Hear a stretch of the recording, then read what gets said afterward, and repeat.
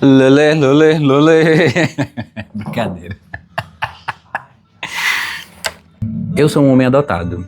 Eu fui adotado nos anos 90 e demorou um tempo até eu entender e falar isso em voz alta e compartilhar isso também. Mas eu quero começar esse vídeo falando que eu sou adotado.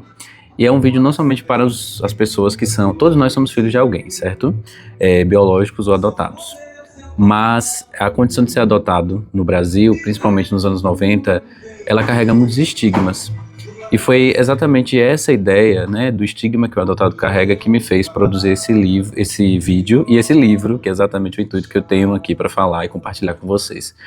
Eu publiquei um livro, esse livro se chama Casa de Farinha, é um livro que eu tenho muito apego, sempre sonhei em ser escritor em algum momento. Meu trabalho oficial é ser professor, eu sou professor hoje em um Instituto Federal na Bahia, num campus, né, da cidade de Guanambi, no sertão da Bahia, e esse é meu trabalho oficial, mas desde criança eu sempre alimentei algo em relação a ser escritor.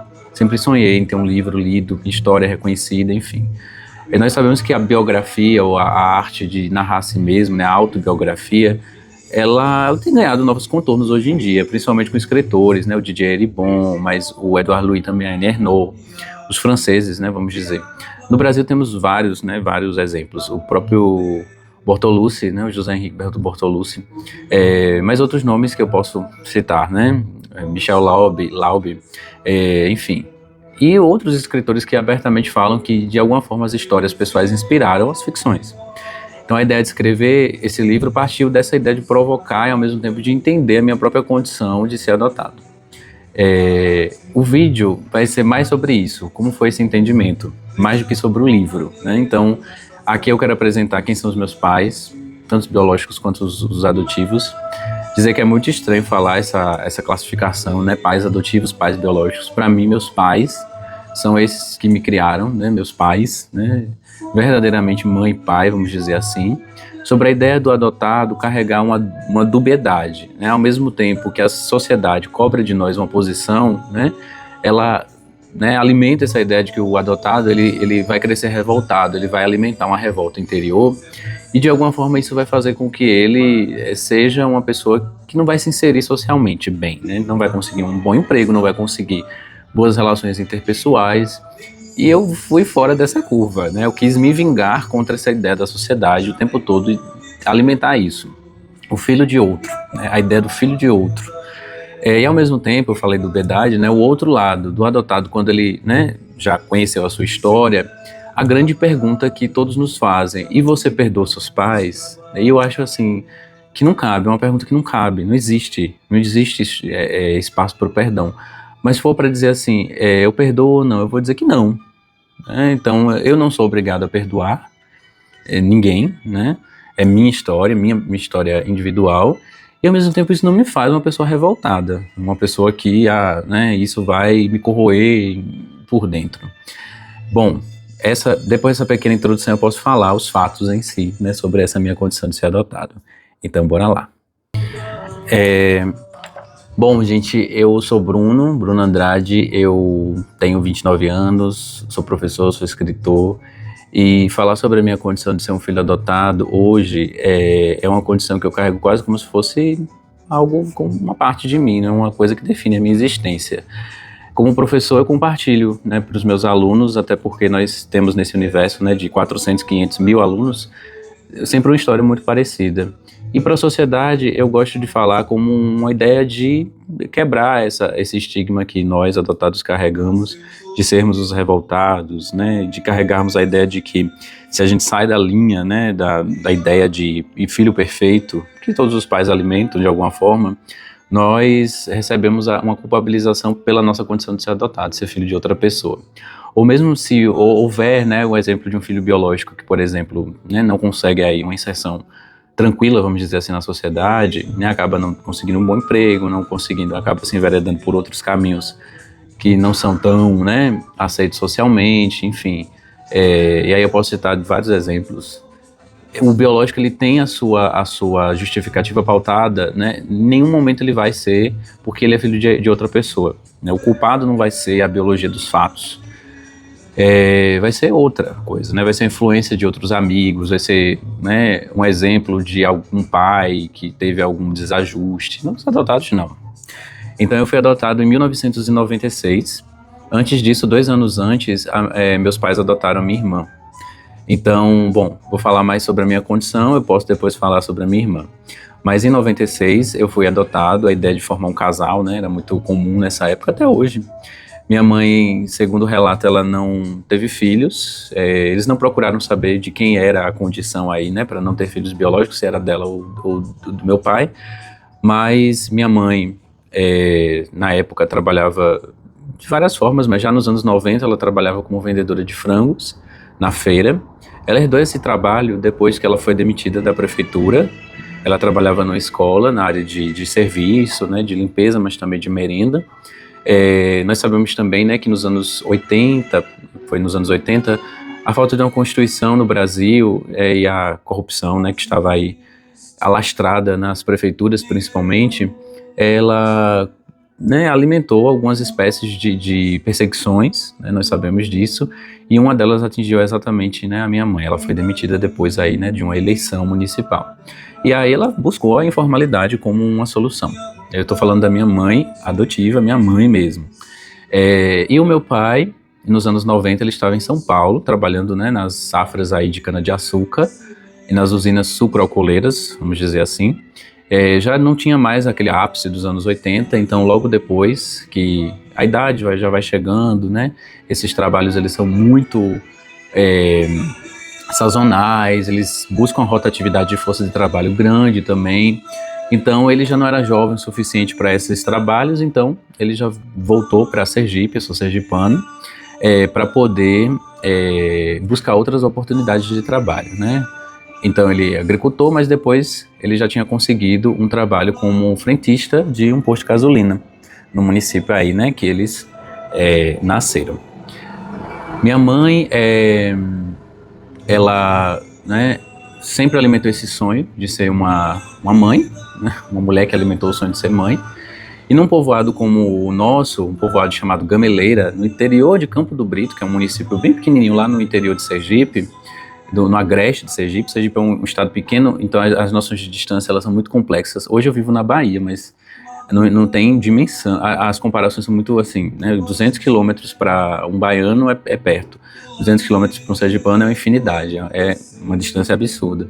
Então esse município, ele fica a 64 quilômetros de Aracaju, a nossa capital, e eu nasci, né, eu e minha irmã nascemos em um município chamado Tobias Barreto, também uma zona rural chamada Nova Brasília, no interior de um município chamado Tobias Barreto, lá no sertão sul de Sergipe, já na divisa com a Bahia, né, já na divisa com Itapicuru, na Bahia.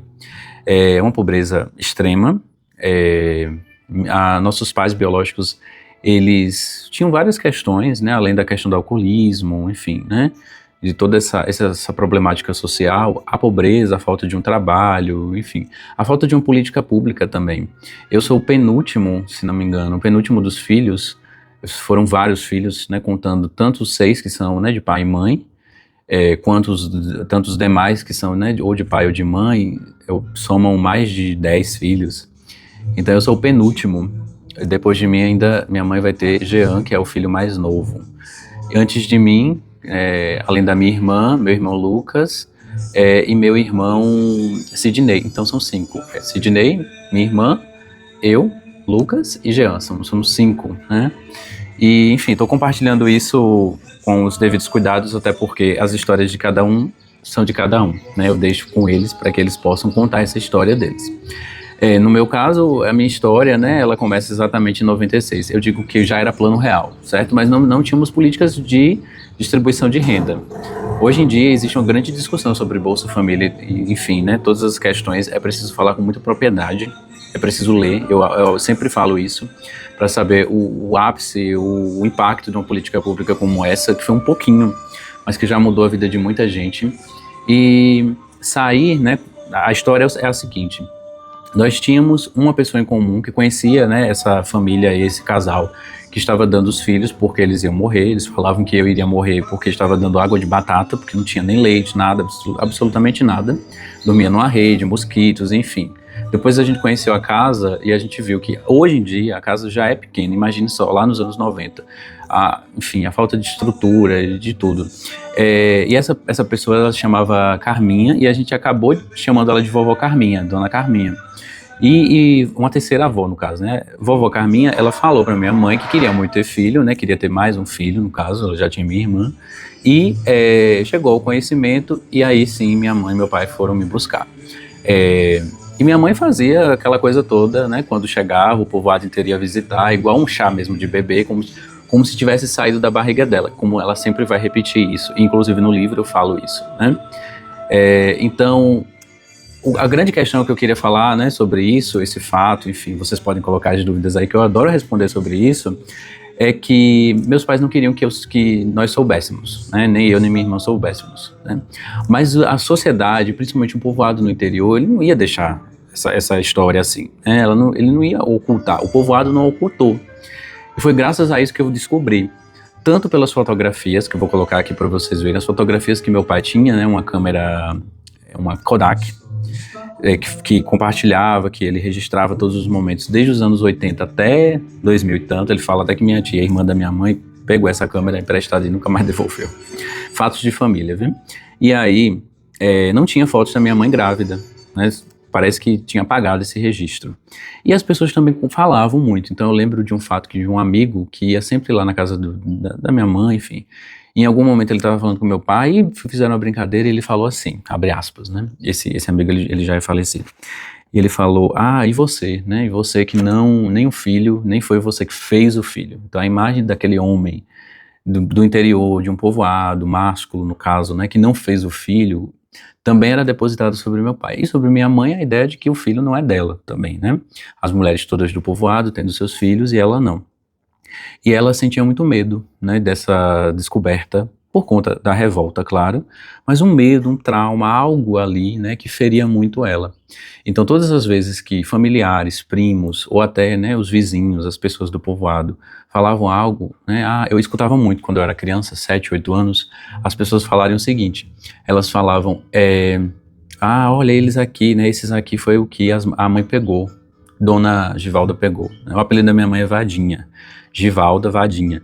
E aí, ficou conhecida como Vadinha da Galinha porque, né, ela vendia frango na feira. Que foi uma condição também que eu sentia muita vergonha quando eu era adolescente, mas que hoje eu vejo que era a condição que fazia, né, que nos sustentava. O pouquinho, né, eles tinham um pouquinho a mais do que meus pais biológicos, mas já era suficiente, né, para nos criar bem, né, sem falta nenhuma, nem de alimento, nem de educação.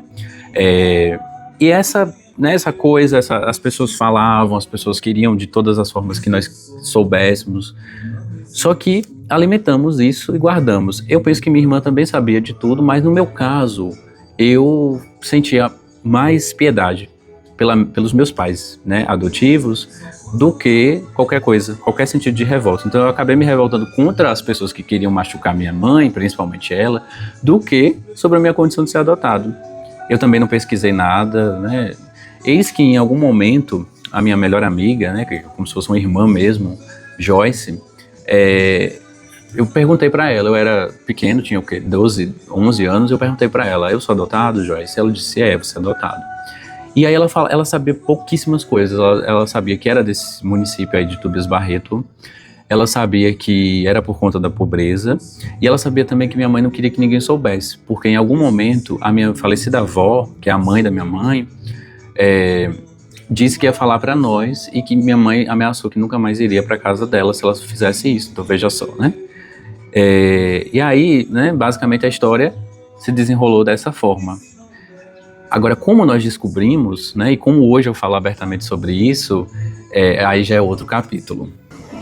Eu mudei o lado da câmera, não sei se vai ficar bom, enfim, espero que sim. Nessa última partezinha do vídeo, eu quero compartilhar, né, um momento que finalmente, né, eu entendo a minha história de fato, a ponto de querer visitar os meus pais adotivos, os meus pais biológicos, né? Até eu mesmo faço as confusões. Na pandemia, né, em 2021, né, eu vivi em Aracaju por conta do meu mestrado e depois do doutorado. Eu sou mestre e doutor em geografia.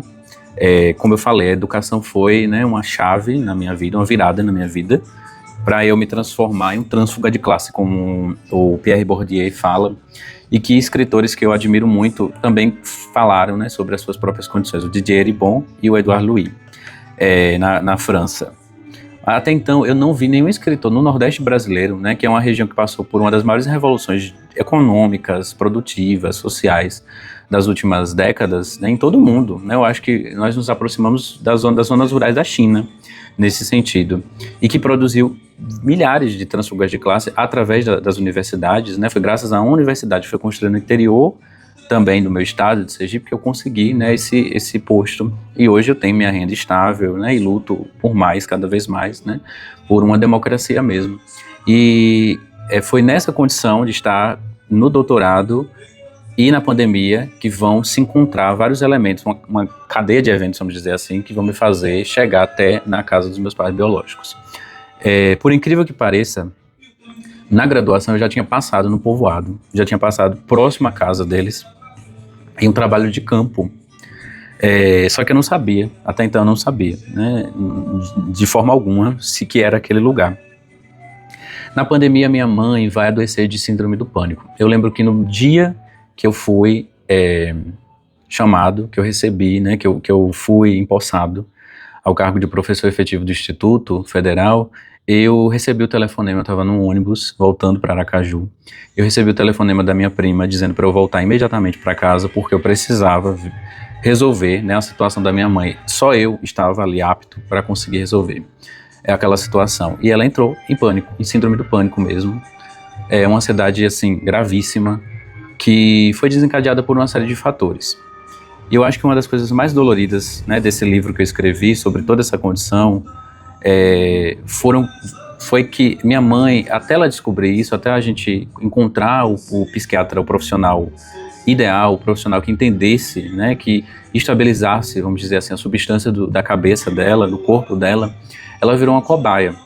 Então eram médicos e médicos, neurologista e psiquiatra e psicólogo que não conseguia, que não entendiam, porque era uma dor invisível, era uma dor que não se testava em exames de sangue, não existia, né, era algo muito a longo prazo mesmo, né? E nós queríamos pressa, minha mãe estava surtando, né? Só quem sabe, e quem já presenciou uma mãe ou uma pessoa, né? Enfim, mas uma mãe é muito mais pesado. Em uma síndrome do pânico, sabe o peso daquilo, né? Ela desconhece qualquer coisa, ela simplesmente sai da sua condição, né? E naquele momento, eu só queria comemorar a minha aprovação e não tinha forças para isso, né? Então ela ameaçava correr na estrada, o povoado inteiro ia visitar, aquele estigma da loucura, da mulher que enlouqueceu, tudo aquilo era muito pesado para todos nós. E eu queria expulsar aquelas pessoas de dentro de casa, que eu queria proteger minha mãe de todas as formas. Coincide, inclusive, que nesse momento eu já tinha, né, falado abertamente da minha sexualidade, e as pessoas no povoado começaram de forma muito cruel a juntar e a relacionar isso com a condição da minha mãe estar, né, entre aspas, enlouquecendo. E isso foi ainda mais cruel, né? Só que em algum momento, quando ela estava em crise, ela falou. Ela falava, eu preciso falar algo para você, eu preciso falar algo para você. Ela chamou minha irmã e me chamou e falou, vocês são adotados. E eu lembro que a minha reação, pelo menos, foi assim, eu já sei, não precisa me falar mais nada. Eu sempre soube, eu disse assim. E eu lembro que ela teve uma reação tão genuína que ela falou assim, mas como assim, né? Parecia que ela queria aquele choque também, ela queria, né? Mas não, né? E aí, depois disso, ela começou a procurar outras, né? Ela perguntava, como é que você soube? Quem foi que te falou? E eu entendia que era uma dor muito pessoal dela, um medo muito pessoal dela, né? Nós já não tinha risco nenhum, né? De nós, né, irmos embora, né? Ah, não, vou abandonar vocês, porque tem essa coisa. A Joane Didion, que é uma escritora que eu amo de paixão, ela escreve sobre a filha dela, Quintana, que é uma filha adotiva, num livro chamado Noites Azuis. É um livro que eu carrego assim com muito carinho. E ela fala sobre esse medo, né, dos pais adotivos de serem abandonados pela filha adotiva. E a filha adotiva também carregar essa ideia do abandono. E nós também carregamos isso, né, na nossa vida. São anos de terapia para conseguir enfrentar isso, né? Essa coisa do abandono, de fazer tudo pela pessoa, para a pessoa ficar junto com você, porque a qualquer momento, né? Tanto amigos quanto relacionamentos, né? Enfim, você leva essa coisa do abandono para a sua vida. E aí, quando minha mãe falou isso, eu me senti autorizado. Eu finalmente me senti autorizado. Mas ao mesmo tempo eu não conseguia ir atrás dos meus pais biológicos, não conseguia. Antes disso eu conheci um dos meus irmãos, Por incrível que pareça, parece a história desses programas sensacionalistas de TV, que eu também sempre abominei, né? De reencontro, eu sempre abominei isso. Em nenhum momento eu quero que vocês leiam meu livro com esse olhar. Não é uma história de programa sensacionalista, de reencontro, não é, né? É mais uma história sobre como um adotado ele se sente nessa condição de o tempo todo ser cobrado por algo que escapa da sua própria condição, né? Escapa da sua própria escolha. Não foi eu que escolhi ser adotado, né? E aí eu me senti autorizado. Eu conheci meu irmão Lucas, ele morava no mesmo bairro da universidade. Ele fazia na época, né, doutorado em química e, enfim, foi assim um fogo de artifício, porque a sensação era que queríamos diminuir o tempo perdido, né, os 20 e tantos anos que nós estávamos afastados, porque ele também passa por uma história parecida de dor em relação à sua sexualidade, só que com outros matizes, com outras intensidades. E ele foi adotado por outra família. Então, as nossas histórias, as histórias desses filhos todos, são de filhos que foram adotados por famílias diferentes de vários lugares. Que foram entregues, vamos dizer assim.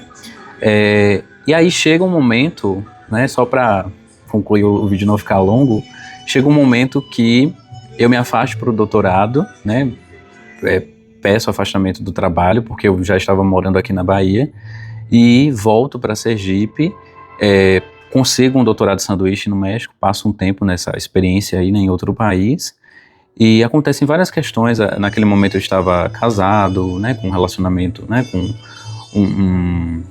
um homem, não vou nem compartilhar essas informações porque acaba escapando dessa história, né, da adoção, mas eu estava vivendo, né, com essa pessoa, né, já em Aracaju também, só que passei um tempo no México, vão acontecer outras coisas, a gente vai se separar e vou ter que defender meu doutorado, volto para Sergipe para defender meu doutorado, passando por tudo isso, né, pela dor do término, pela confusão de várias coisas, de ter conhecido uma pessoa no México, enfim.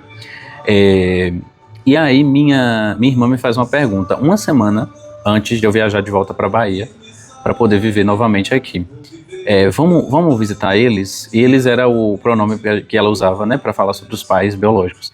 E eu até então disse não, só que depois eu pensei e vi que era tão genuíno o desejo dela, que eu disse, tá, vamos. Eu tava com medo, esse tempo todo eu tava com medo.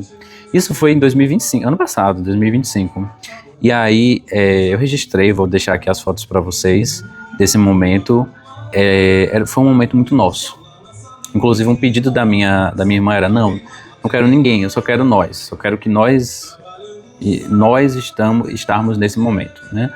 No caso, eu, ela e Lucas, né, os 3 irmãos que estavam naquele momento, né? Podiam, e Sidney, que foi o único irmão que ficou com eles, que não foi adotado, e Jean até então ele não estava, se não me engano ele já tinha ido, não sei, para São Paulo, para outro lugar, ele não podia. Mas até eu chegar nesse momento de aceitar que eu queria ver eles, e eu saí com a sensação de, tá, é isso, eu posso viajar em paz, eu posso viajar sem esse peso da ideia de que eles já estão muito idosos, né, e se eles vierem a falecer? Porque eu não fui, porque eu não vi, porque eu não falei, né? Então eu tocava na mão do meu pai, ele já sem visão, né? Por conta da idade. Minha mãe com problemas de circulação. Tem essa coisa também do adotado saber qual a biologia que ele vai herdar, né? Parece meio esquisito falar isso, mas o que nós podemos, né, herdar de positivo e de negativo, né? Então, esse vídeo é para compartilhar esse processo, quase como se fosse me apresentar também para vocês. E claro, né, indicar a minha leitura, meu livro Casa de Farinha. Ele está disponível na plataforma do Kindle. Ele foi disponibilizado dessa forma porque eu fui finalista, né, do Prêmio Kindle de Literatura. Nesse momento eu busco, né, uma editora para poder conseguir a versão física do livro. É uma luta nesse mercado editorial tão voraz. E quero, né, de certa forma também compartilhar essa história para ampliar o número de leitores, divulgar a minha história e ouvir as opiniões, ouvir os comentários de vocês, que eu já tenho ouvido muitas coisas legais desde o ano passado, que foi o ano que eu publiquei esse livro. É isso, gente. Obrigado e tchau, tchau.